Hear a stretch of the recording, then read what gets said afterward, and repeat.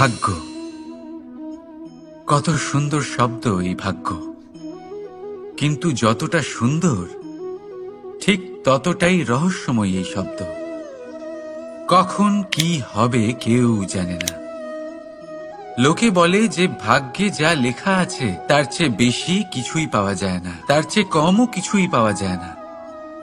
নিয়তির যা রচনা তা কখনো মোছা যায় না।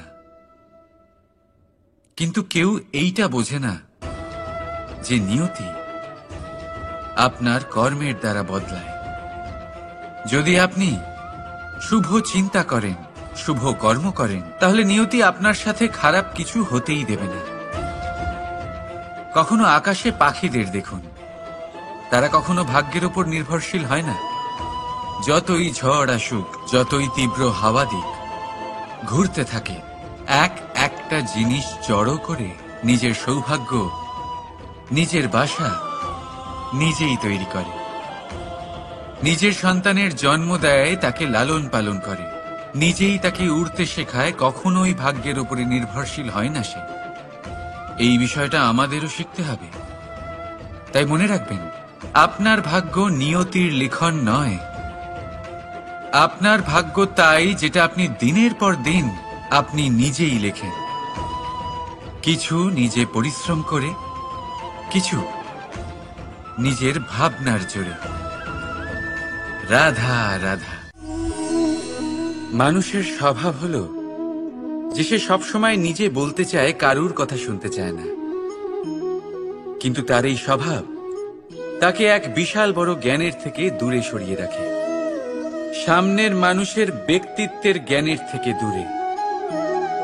তাই যদি আপনি কাউকে চিনতে চান, কাউকে বুঝতে চান, তাকে থামাবেন না, শুধু বলতে দিন। কারণ একজন ব্যক্তির ব্যক্তিত্ব লুকিয়ে থাকে তার কথার মধ্যে, আর তার আসল পরিচয় লুকিয়ে থাকে তার শব্দের পেছনে। বলতে দিন, আস্তে আস্তে আপনি সব বুঝতে পারবেন। এটাই তফাৎ হলো একজন সাধারণ মানব আর একজন মহামানবের মধ্যে। এক যে কাউকে বলতে দেয় না, আর এক যে সবার কথা শুনে। তাহলে সিদ্ধান্ত আপনার, আপনি কি সাধারণ হতে চান না অসাধারণ? কারণ এই ভবিষ্যৎ আপনার। রাধা রাধা। ভাগ্য আর কর্ম, এই দুই এমন শব্দ যাকে ঘিরে সমগ্র সংসার। কেউ বলে আমার ভাগ্যে এটা ছিল না, যা পেলে আমার জীবন অন্যরকম হতো। কেউ বলে আমার গত জন্মের কর্ম নিশ্চয়ই এমন ছিল, যে কারণে এই জন্মে এরকম ভাগ্য পেয়েছি আমি। এই সব বাদ দিন আর একবার শান্ত চিত্তে ভাবুন। আপনি বুঝতে পারবেন যে ভাগ্য আর কর্ম এই দুই এই জন্মের। তফাৎ শুধুমাত্র এটাই যে যদি ভাগ্যের কথা বলা হয়, তাহলে আপনি এই ভাগ্যের থেকে যত বেশি আশা করবেন তত বেশি নিরাশ হবেন আপনি। কারণ এই আশা আপনাকে কর্ম করা থেকে আটকায়। যদি কথা বলা হয় কর্মের, তাহলে নিজের কর্মের প্রতি যত বিশ্বাস রাখবেন তত বেশি সফলতা আপনার কাছে আসবে।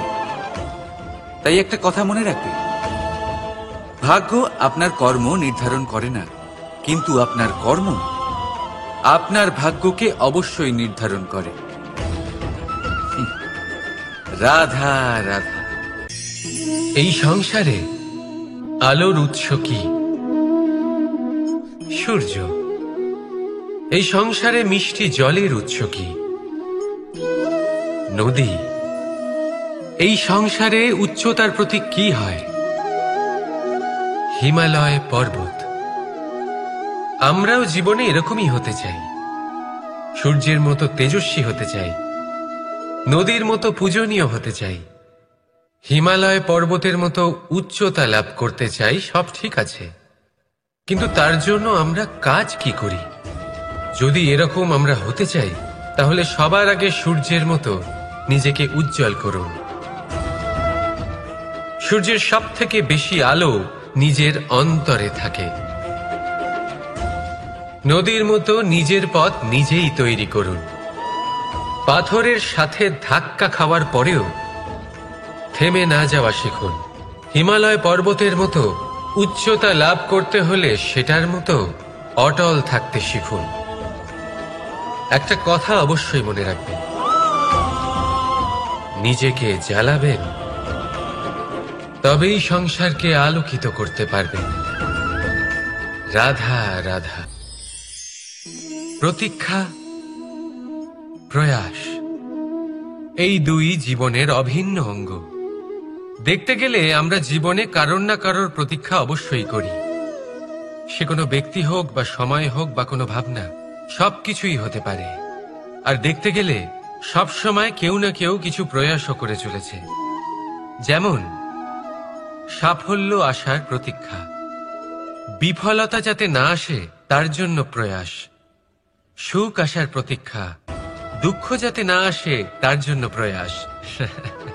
এবার প্রতীক্ষা আর প্রয়াসের মধ্যে এক ঘনিষ্ঠ সম্পর্ক রয়েছে, আর তা হল যিনি প্রতীক্ষা করেন তিনি ঠিক তাই পান যা একজন প্রয়াস করা ব্যক্তি পেছনে ফেলে আসে। তাই প্রতীক্ষা নয়, প্রয়াস করুন। এই প্রয়াসের মধ্যেই সুখের চাবিকাঠি রয়েছে। রাধা রাধা। মানুষ কর্ম করেন। আমি বারংবার বলি যে ফলের আশা করবেন না। তাও মানুষ কোথাও না কোথাও নিজের কর্মের বদলে কোনো না কোনো ফলের আশা অবশ্যই রাখেন। কখনো তিনি সফল হন, কখনো অসফল। সেই জন্যই আমি বলি যে ফলের আশা কখনো রাখবেন না, কারণ সাফল্য বা অসফলতা মনের মধ্যে রাখলে কখনো কোনো লাভ হয় না। যদি সাফল্য মনের মধ্যে রাখেন তাহলে অহংকার জন্ম নেবে। যদি অসফলতা মনের মধ্যে রাখেন তাহলে এক হীনমন্যতায় আপনি ভুগবেন, যা দিয়ে কোনো শুভকর্ম হবে না। সেই জন্য শুধুই কর্ম করে যান, কর্মেই মগ্ন থাকুন। আর আসুন আমার সাথে ভালোবেসে বলুন, রাধা রাধা।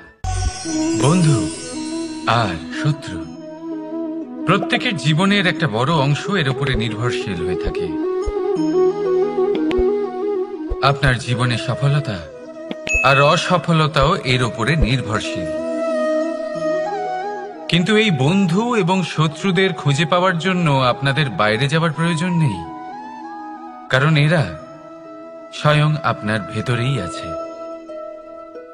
আপনি যদি বিনম্র থাকেন, যদি আপনি নিরন্তর প্রয়াস করতে পারেন, তাহলে আপনার কোনো বন্ধুর প্রয়োজন নেই।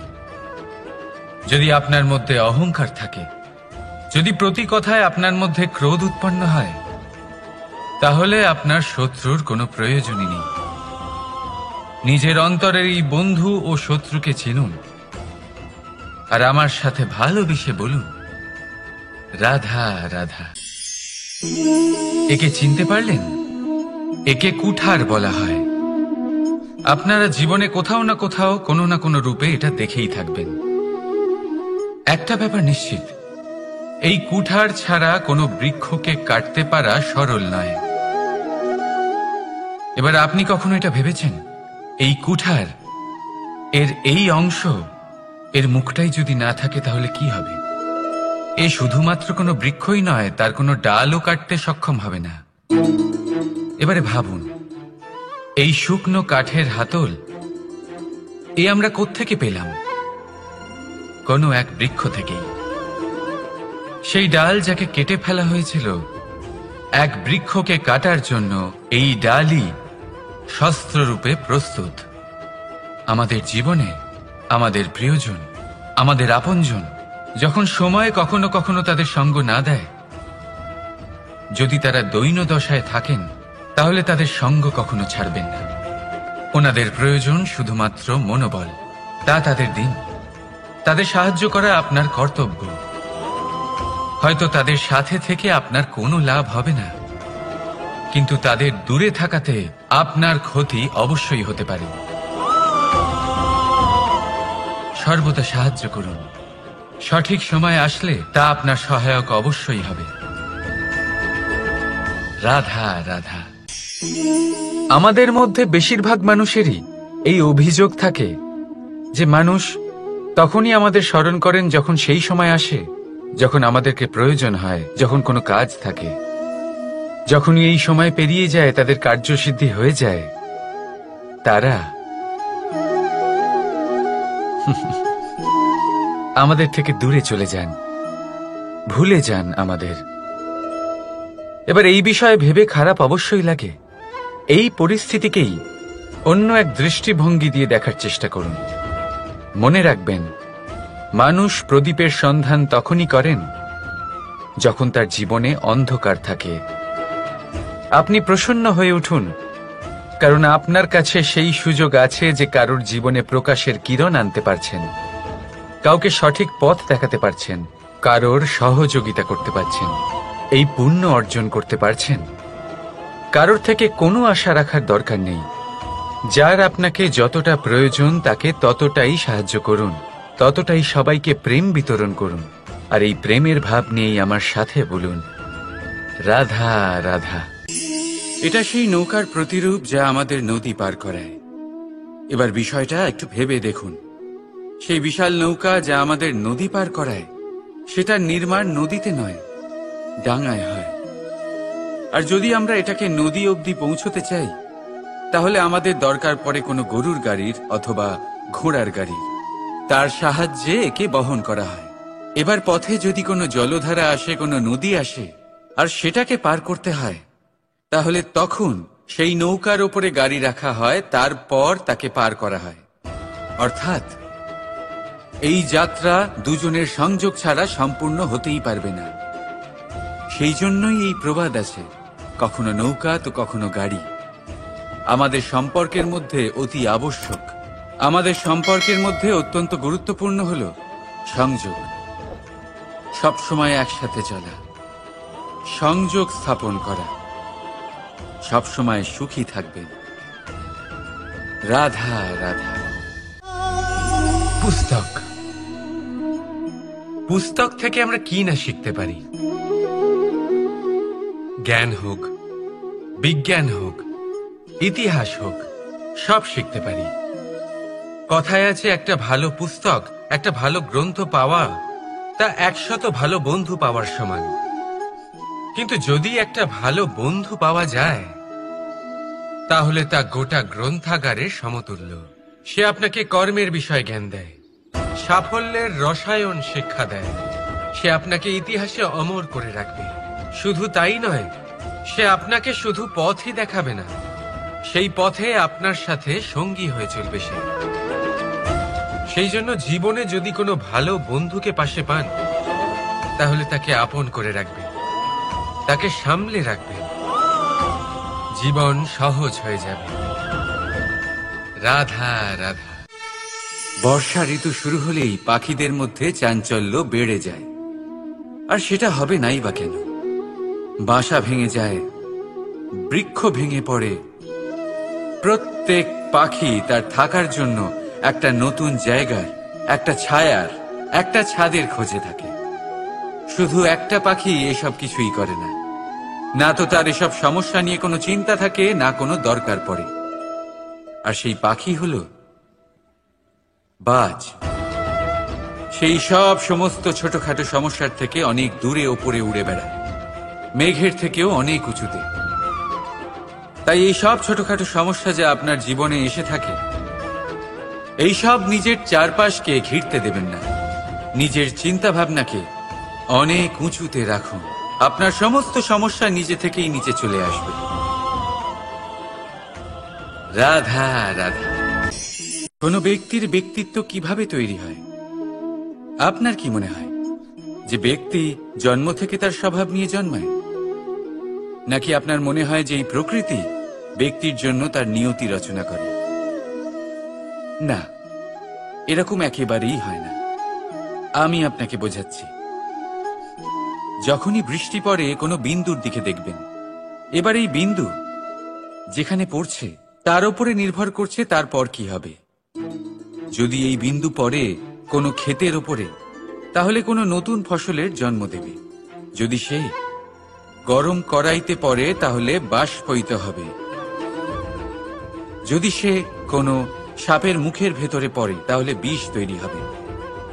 ঝিনুকের ভেতরে পড়লে মুক্ত তৈরি হবে। যদি কোনো পাতার ওপরে পড়ে তাহলে শিশির তৈরি হবে। একই বিন্দু, কিন্তু তার সঙ্গত তার ভবিষ্যৎ এবং ব্যক্তিত্ব নির্ধারণ করবে। এবার এটা তো শুধুমাত্র এক বিন্দু, তার কাজ হলো শুধুমাত্র পড়া। কোথায় সেটা সেও নির্ধারণ করতে পারে না। কিন্তু আপনি হলেন মানুষ। আপনি বাছাই করতে পারবেন যে আপনার সঙ্গী কারা হবে, কাদের সাথে আপনি মেলামেশা করে বড় হবেন।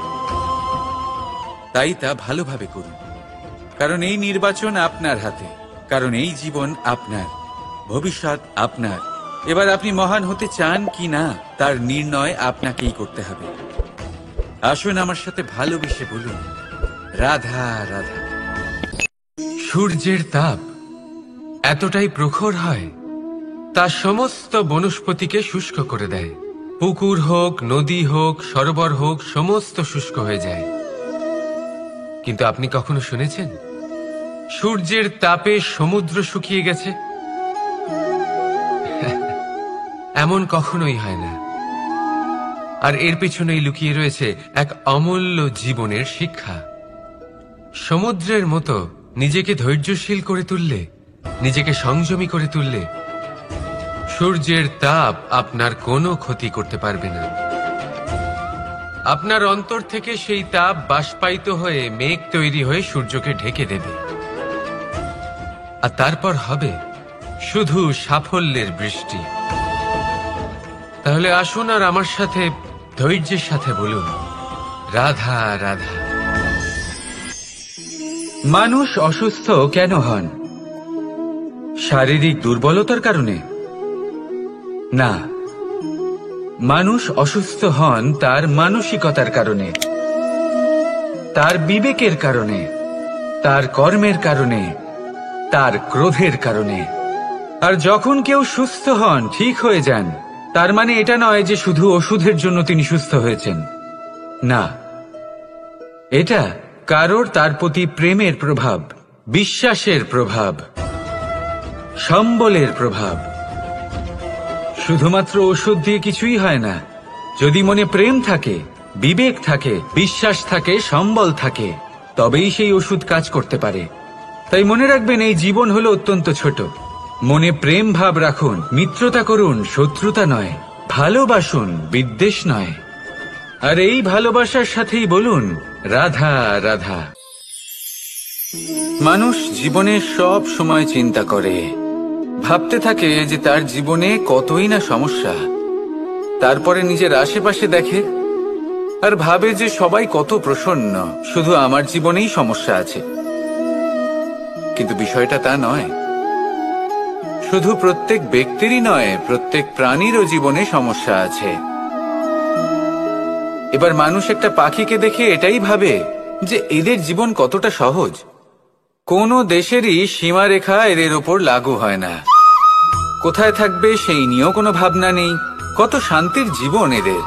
তারপর সে একটা পিঁপড়েকে দেখে আর এটা ভাবে, কি অসাধারণ, এদের তো সারা জীবনই মাটির উপরেই অতিবাহিত হয়, খাবারটাও মাটিতেই পেয়ে যায়। কি শান্তির জীবন এদের। কিন্তু যখন কোনো ঝড় আসে, তখন সবার আগে সেই পাখির বাসাটাই ঝড়ে ভেঙে যায়। এই পাখি যে শাখাতেই গিয়ে বসে পড়ুক, তাদের উপর সবসময় সংকট থাকে যে ওপর থেকে কোনো বড় পাখি এসে তাদের উপর প্রহার না করে, তারা নিজেদের প্রাণ না হারায়। আর যদি কথা বলি পিঁপড়েকে নিয়ে, এদের উপর সবসময় সংকট থাকে যে কোনোভাবে বাতাস বা জল এদের ভাসিয়ে না নিয়ে যায়, কোনো প্রাণী ওকে পা দিয়ে পিষে না দেয়, এই পিঁপড়ে পিষ্ট হয়ে না মারা যায়। দেখুন, সমস্যা প্রত্যেকের জীবনে রয়েছে, আর এই সমস্যা আসতেই থাকবে। এর অর্থ এটা নয় যে এই সমস্যার সম্মুখীনই হওয়া যায় না, এর সমাধানও সম্ভব নয়। প্রত্যেক সমস্যার সমাধান অবশ্যই আছে, শুধু শান্ত মনে সেটা খুঁজে বের করতে হবে। তাহলে সেটাই করুন, প্রত্যেক সমস্যার সমাধান করতে থাকুন। যত সমাধান করবেন, জীবন আনন্দময় হয়ে উঠবে। যদি সমাধান না করেন, তাহলে আজীবন দুঃখই পেতে থাকবেন। আসুন আমার সাথে ভালোবেসে বলুন, রাধা রাধা। কর্ম, ধর্ম আর কর্তব্য, এই তিনটি একে অপরের সাথে জড়িত, আর অনেক সময় এই তিনটি পালন করতে করতে আমাদের সেই ব্যক্তির সামনে গিয়ে দাঁড়াতে হয়, তার বিরুদ্ধেই যেতে হয়, যাকে আমরা সব থেকে বেশি ভালোবাসি। কিন্তু সেইখানে এই যুদ্ধ কোনো ব্যক্তিগত যুদ্ধ থাকে না। এ হলো কর্ম, ধর্ম আর কর্তব্যের যুদ্ধ। এটা সরল নয়, অত্যন্ত কঠিন হয় তার সম্মুখীন হওয়া যাকে আমরা সব থেকে বেশি সম্মান করি। কিন্তু আমাদের তো আমাদের ধর্মের পথে চলতেই হবে, কারণ আমরা কর্মবদ্ধ, কর্তব্যবদ্ধ, আর এটাই করা উচিত।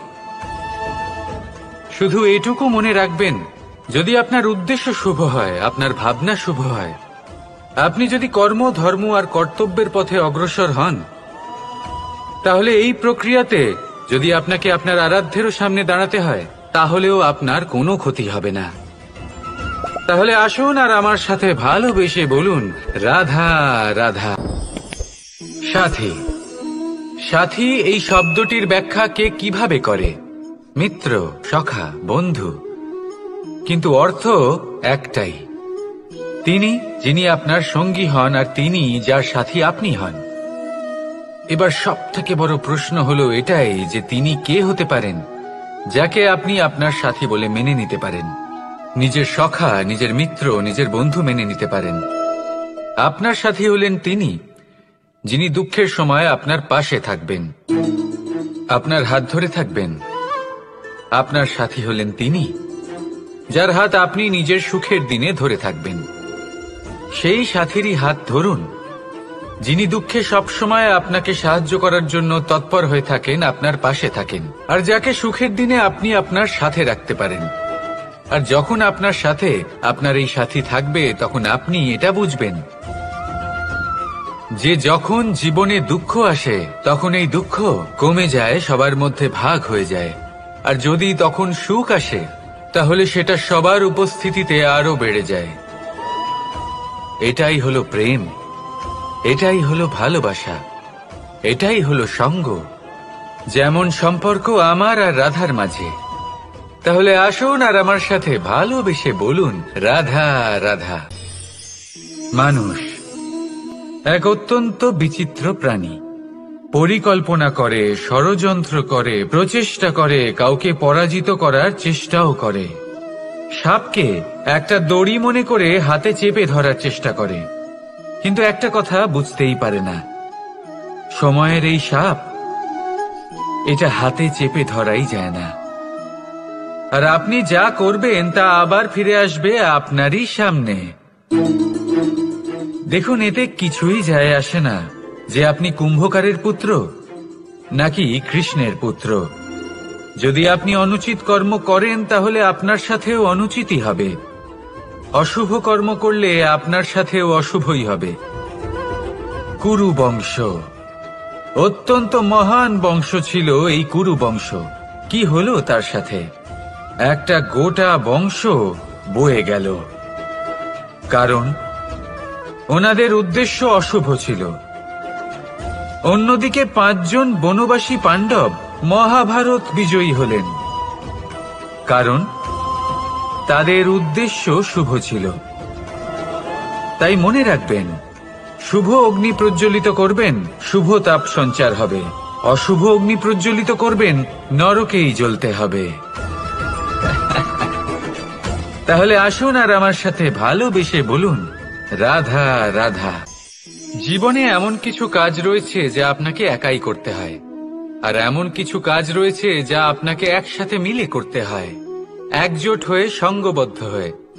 এবার সঙ্গবদ্ধ বলতে কি বোঝাতে চাইছি?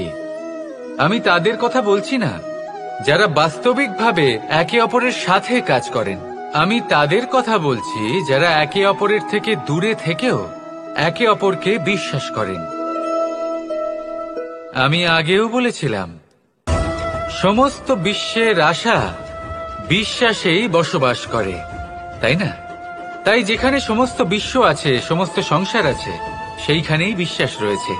তাই আপনার আশেপাশে এমন দল সঙ্গবদ্ধ করুন যাদের আপনার উপর বিশ্বাস আছে আর যাদেরকে আপনি বিশ্বাস করতে পারেন। তাহলে আসুন আর আমার সাথে ভালোবেসে বলুন, রাধা রাধা। আমরা যে মানুষকে চাই, যাকে আমরা ভালোবাসি, তাকে একটা উপহার অবশ্যই দিতে চাই। এমন এক উপহার যা ওনার ভালো লাগবে, যা শ্রেষ্ঠ হবে, অতি প্রিয় হবে, বহুমূল্য হবে, বা বলতে পারেন মূল্যবান হবে। তাই আমরা কি করি? আমরা বাজারে যাই, তার জন্য স্বর্ণ, আভূষণ, হিরে, মুক্ত এইসব নিয়ে আসি। কিন্তু এটাই কি সর্বশ্রেষ্ঠ উপহার? কখনোই নয়। সর্বশ্রেষ্ঠ উপহার হল স্বাধীনতা, তাকে নিজের মনের মতো বাঁচার স্বাধীনতা। যদি আপনি কাউকে স্বাধীনতা না দিতে পারেন, তাহলে সে কোথাও না কোথাও বন্দী হয়ে যায়, তার বিকাশ কোথাও না কোথাও আটকে যায়। কিন্তু যদি আপনি কাউকে স্বাধীনতা দিতে পারেন, তাহলে আপনি দেখবেন ও সমস্ত সংসারকে, এই জীবনকে নিজের দৃষ্টিভঙ্গি দিয়ে দেখবে, বুঝবে যে কোনটা হলো উচিত আর কোনটা হলো অনুচিত। আর এটাই হলো সর্বশ্রেষ্ঠ। আর এবার যদি কাউকে স্বাধীনতার মাধ্যমে এত বড় একটা শক্তি দিতে পারেন, তাহলে আপনি আমাকে বলুন, এর থেকে বড় উপহার আর কি হতে পারে? আসুন আর আমার সাথে ভালোবেসে বলুন, রাধা রাধা।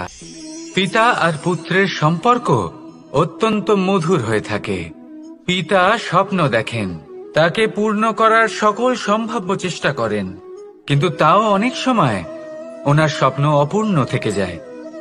তখন পিতা ভাবেন যে স্বপ্ন উনি পূর্ণ করতে পারেননি, ওনার সন্তান তা অবশ্যই পূরণ করবে। যে স্থানে উনি কখনো পৌঁছতে পারেননি, সেই স্থানে ওনার পুত্র অবশ্যই পৌঁছবে। পিতা নিজের সন্তানের ভবিষ্যৎ নিয়ে সেই স্বপ্ন দেখেন, আর যখন সেই সন্তান সামনে এগোতে থাকে, তখন তার দুঃখ হয় না, বরং গর্ব হয়। ওনার ভালো লাগে এটা দেখে যে ওনার সন্তান অনেক উন্নতি করছে। কিন্তু যখন সন্তান নিজের অভিভাবকের শক্তি দেখে, তার যশ দেখে হিংসা করতে থাকে, সমস্যা সেইখানেই শুরু হয়। সেই জন্য সকল সন্তানকে এটা মনে রাখতে হবে, দেখুন, পুত্র হবার সুবাদে, এক সন্তান হবার সুবাদে, এটা হলো আপনার অধিকার যে আপনি আপনার পিতার থেকে বেশি উন্নতি করবেন। আপনার পিতাও এটাই চান, কিন্তু সুস্থভাবে এটা করুন। একটা রেখা টেনে নিন, যাতে আপনি তাতে এগোতে পারেন আর আপনার পিতার তাতে গর্ববোধ হয়, আর সেই বিষয়ে দুঃখ না হয় যে আমার সন্তান আমাকেই ছোট করার চেষ্টা করছে। ইতিহাস সাক্ষী রয়েছে, যে মানুষ অন্য কাউকে ছোট করার চেষ্টা করেছেন, সেই মানুষই ছোট হয়ে গেছেন। আর আমার মনে হয় না আপনি এটা চান, কারণ কোনো একদিন আপনিও কারোর পিতা হবেন। আসুন আমার সাথে ভালোবেসে বলুন, রাধা রাধা। প্রেম এই সংসারে এসেছিল এই সংসারকে প্রেমের শিক্ষা দেওয়ার জন্য, এই জীবনের সুখের অনুভূতি আসলে কি তা শেখানোর জন্য। কিন্তু যদি সত্যি কথা বলি, তো আমি নিজেই প্রতিদিন প্রেমের নতুন নতুন স্বরূপ দেখতে পাই, প্রেমের একটা নতুন অনুভূতি প্রত্যেক নতুন দিনে। আর তার কারণ হলো এই প্রেম অনন্ত, এ হলো দৈব। প্রেম হলো এই সংসারের সব থেকে বড় ঢাল এবং সব থেকে বড় অস্ত্র। এই প্রেম ছাড়া না কোনো ন্যায় হয় আর না কোনো শাস্ত্র, না জীবন আছে আর না অন্ত। এবার যদি এই প্রেম মনের মধ্যে বাস করতে শুরু করে, তাহলে কখনো কোনো সমস্যাই হবে না, আর যদি হয়েও থাকে তাহলে তা স্থায়ী হবে না। এই প্রেম কি না করতে পারে? এই প্রেম সমস্ত সমস্যা মিটিয়ে ফেলতে পারে, আপনার মনের মধ্যে অহংকারকেও বিনাশ করে দিতে পারে, আপনাকে সাক্ষাৎ ঈশ্বরের সাথে দেখা করাতে পারে। তাই প্রেমের দ্বারা প্রয়াস করতে থাকুন, এই সংসারের প্রত্যেক মানুষকে, প্রত্যেক বস্তুকে, প্রত্যেক জীব জন্তুকে ভালোবাসবেন। আর এই প্রেমের দ্বারাই বলুন, রাধা রাধা। ভাগ্য, কত সুন্দর শব্দ এই ভাগ্য, কিন্তু যতটা সুন্দর ঠিক ততটাই রহস্যময় এই শব্দ। কখন কি হবে কেউ জানে না, লোকে বলে যে ভাগ্যে যা লেখা আছে তার চেয়ে বেশি কিছুই পাওয়া যায় না, তার চেয়ে কমও কিছুই পাওয়া যায় না। নিয়তির যা রচনা তা কখনো মোছা যায় না। কিন্তু কেউ এইটা বোঝে না যে নিয়তি আপনার কর্মের দ্বারা বদলায়। যদি আপনি শুভ চিন্তা করেন, শুভ কর্ম করেন, তাহলে নিয়তি আপনার সাথে খারাপ কিছু হতেই দেবে না।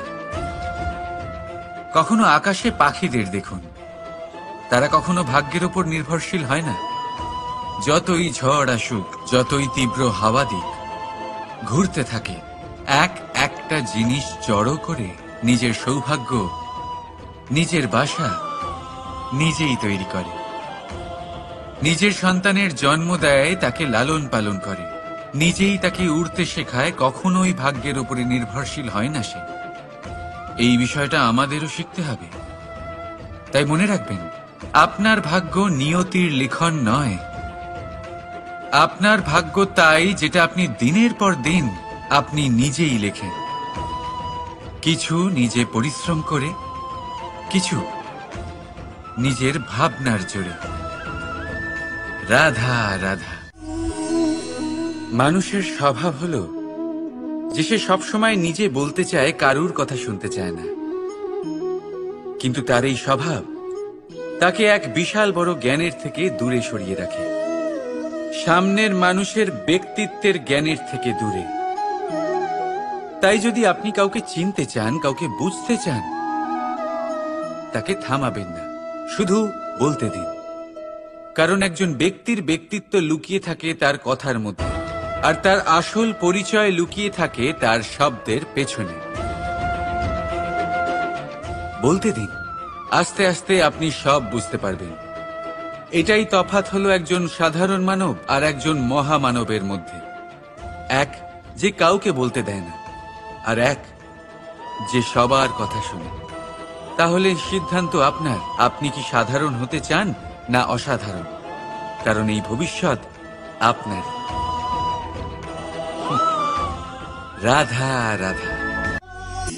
ভাগ্য আর কর্ম, এই দুই এমন শব্দ যাকে ঘিরে সমগ্র সংসার। কেউ বলে আমার ভাগ্যে এটা ছিল না, যা পেলে আমার জীবন অন্যরকম হতো।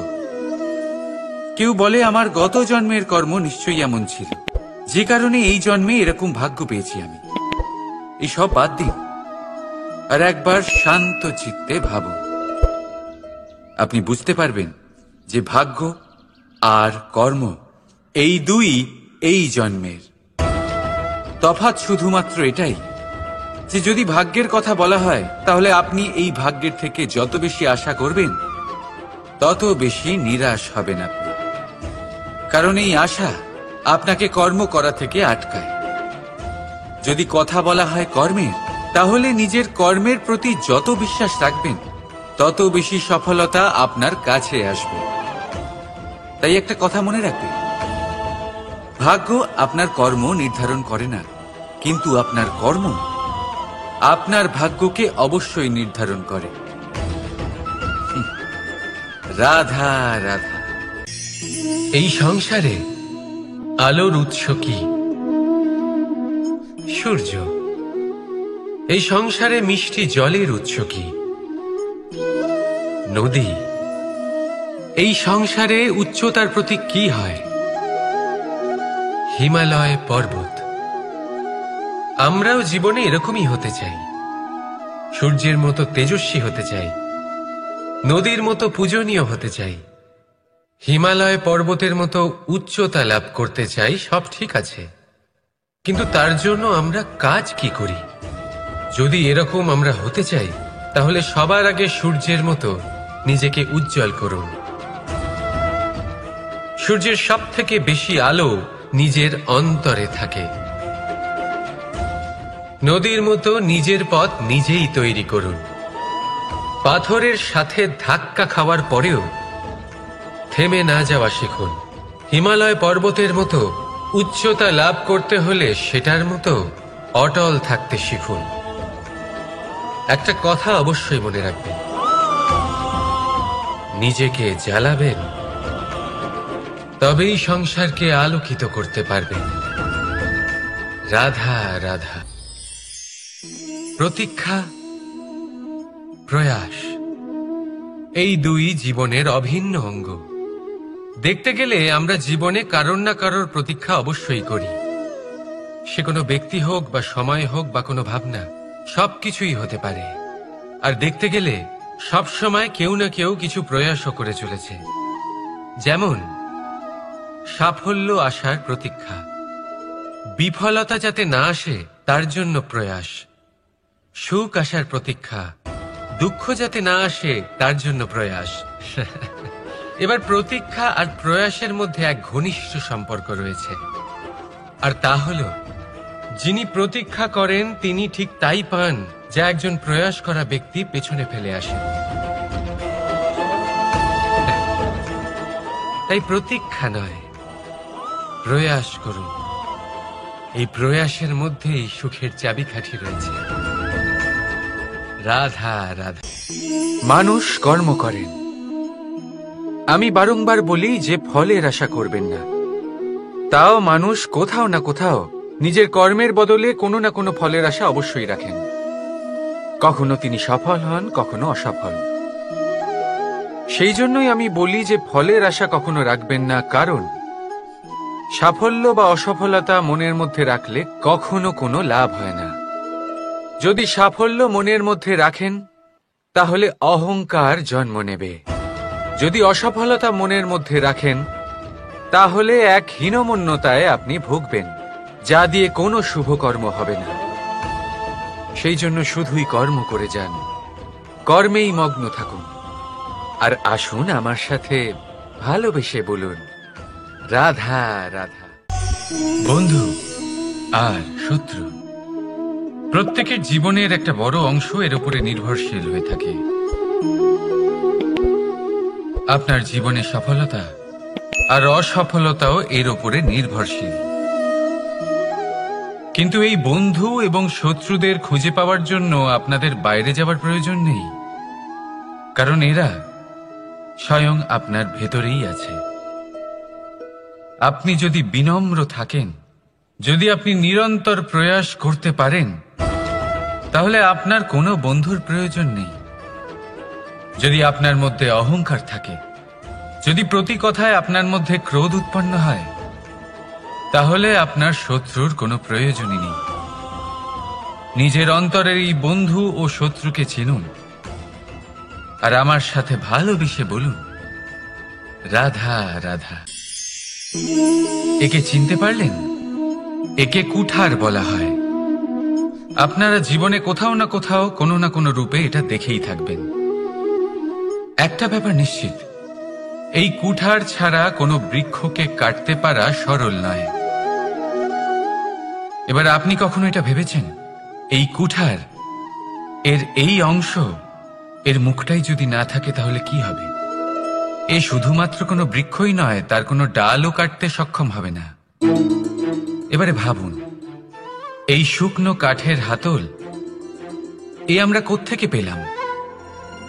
কোনো এক বৃক্ষ থেকেই। সেই ডাল যাকে কেটে ফেলা হয়েছিল এক বৃক্ষকে কাটার জন্য, এই ডালই শস্ত্ররূপে প্রস্তুত। আমাদের জীবনে আমাদের প্রিয়জন, আমাদের আপনজন যখন সময় কখনো কখনো তাদের সঙ্গ না দেয়, যদি তারা দৈন্য দশায় থাকেন, তাহলে তাদের সঙ্গ কখনো ছাড়বেন না। ওনাদের প্রয়োজন শুধুমাত্র মনোবল। তা তাদের দিন, তাদের সাহায্য করা আপনার কর্তব্য। হয়তো তাদের সাথে থেকে আপনার কোনো লাভ হবে না, কিন্তু তাদের দূরে থাকাতে আপনার ক্ষতি অবশ্যই হতে পারে। সর্বদা সাহায্য করুন। সঠিক সময় আসলে তা আপনার সহায়ক অবশ্যই হবে। রাধা রাধা। আমাদের মধ্যে বেশিরভাগ মানুষেরই এই অভিযোগ থাকে যে মানুষ তখনই আমাদের স্মরণ করেন যখন সেই সময় আসে যখন আমাদেরকে প্রয়োজন হয়, যখন কোনো কাজ থাকে।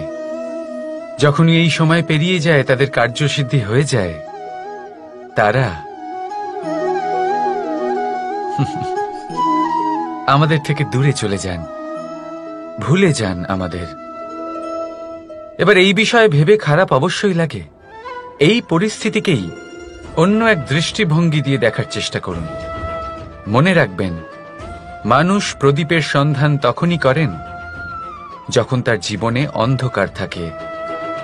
আপনি প্রসন্ন হয়ে উঠুন, কারণ আপনার কাছে সেই সুযোগ আছে যে কারোর জীবনে প্রকাশের কিরণ আনতে পারছেন, কাউকে সঠিক পথ দেখাতে পারছেন, কারোর সহযোগিতা করতে পারছেন, এই পুণ্য অর্জন করতে পারছেন। কারোর থেকে কোনো আশা রাখার দরকার নেই। যার আপনাকে যতটা প্রয়োজন তাকে ততটাই সাহায্য করুন, ততটাই সবাইকে প্রেম বিতরণ করুন। আর এই প্রেমের ভাব নিয়েই আমার সাথে বলুন, রাধা রাধা।